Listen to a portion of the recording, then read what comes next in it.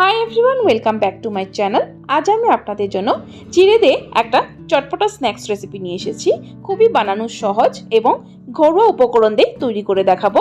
তো চলুন বন্ধুরা, দেখে নেওয়া যাক আজকের এই চিড়ে দিয়ে তৈরি করা স্ন্যাক্স রেসিপিটি।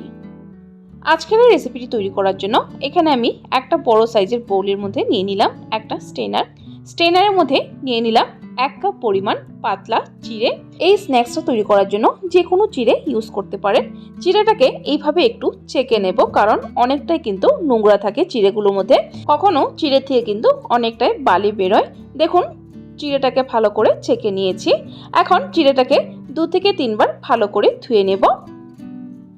দেখুন বন্ধুরা, চিড়েগুলোকে ভালো করে ধুয়ে নিয়েছি। চিড়েগুলোকে আমি এইভাবে স্টেনারে ছড়াতে রেখে দেব, যাতে জলগুলো পড়ে যায় এবং চিড়েটা যাতে বেশি নরম হয়ে না যায়। বেশি নরম হলে কিন্তু স্ন্যাক্সটা ভালো হবে না। বাইন্ডিংয়ের জন্য বেশি ময়দা ইউজ করতে হবে, যাতে কম ময়দা ইউজ করতে হয় সেভাবে আমাদের তৈরি করতে হবে। চিড়েটাকে এইভাবে 10 মিনিটের জন্য রেখে দেব। 10 মিনিট হয়ে গেছে। 10 মিনিট পর আমি ঢাকনাটা তুলে দিয়ে দেখে নিচ্ছি। দেখুন, চিড়েগুলো কিন্তু একদম ঝরঝরে হয়ে গেছে এবং ফুলেও গেছে। দেখুন, খুব সুন্দরভাবে কিন্তু ভিজে গেছে। এখন চিড়েগুলোকে একটা বোলে ঢেলে নেব।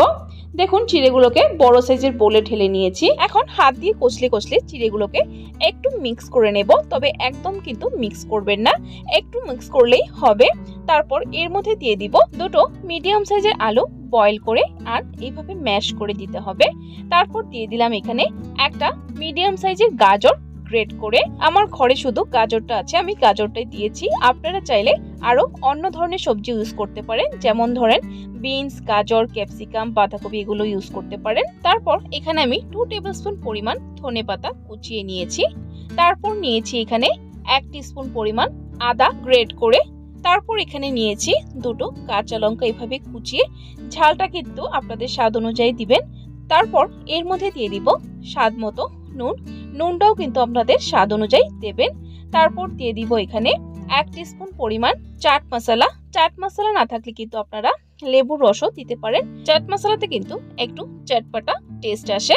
তারপর এর মধ্যে দিয়ে দিলাম 1 টিস্পুন পরিমাণ চিলি ফ্লেক্সটা আমি ঝালটা বাড়ানোর জন্য দিচ্ছি। আপনারা যদি ঝালটা কম খান তাহলে স্কিপ করতে পারেন, এটা একদমই অপশনাল।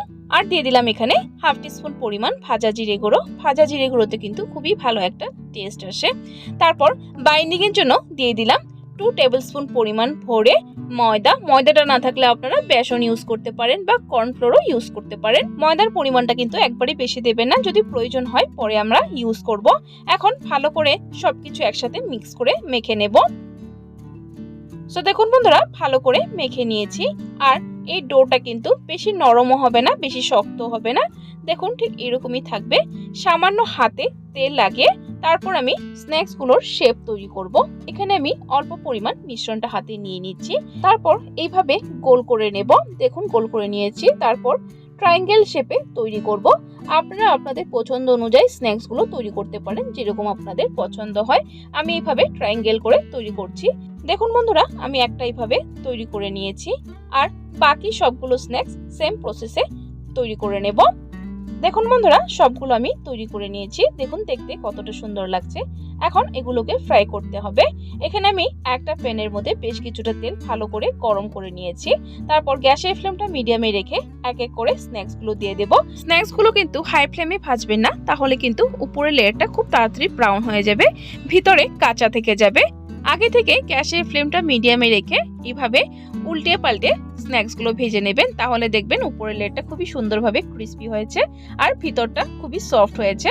দেখুন, স্ন্যাক্স গুলো কিন্তু ভেজে নেওয়া হয়ে গেছে। দেখুন, ঠিক এরকম কালার আসলেই স্ন্যাক্স গুলোকে একটা আলাদা প্লেটে নামিয়ে নেবেন। সো দেখুন বন্ধুরা, সবগুলো আমি নামিয়ে নিয়েছি। দেখে দিচ্ছি কতটা ক্রিস্পি এবং পারফেক্টলি তৈরি হয়েছে। দেখুন, উপরটা কিন্তু একদম ক্রিস্পি হয়েছে, ভিতরটা কতটা সফট হয়েছে, আর খেতেও কিন্তু দুর্দান্ত হয়েছে। এরকম স্ন্যাক্স তৈরি করে বাচ্চাদের টিফিন টাইমে বা আপনাদের টি টাইম স্ন্যাক্স হিসাবেও কিন্তু তৈরি করে খেতে পারেন। খুবই সহজ বানানো এবং ঘরে থাকা কিছু সাধারণ উপকরণ দিয়ে তৈরি করতে পারবেন। সো বন্ধুরা, আমার আজকের এই স্ন্যাক্স রেসিপিটি আপনাদের কাছে কেমন লেগেছে ট্রাই করে কমেন্ট বক্সে অবশ্যই জানাবেন।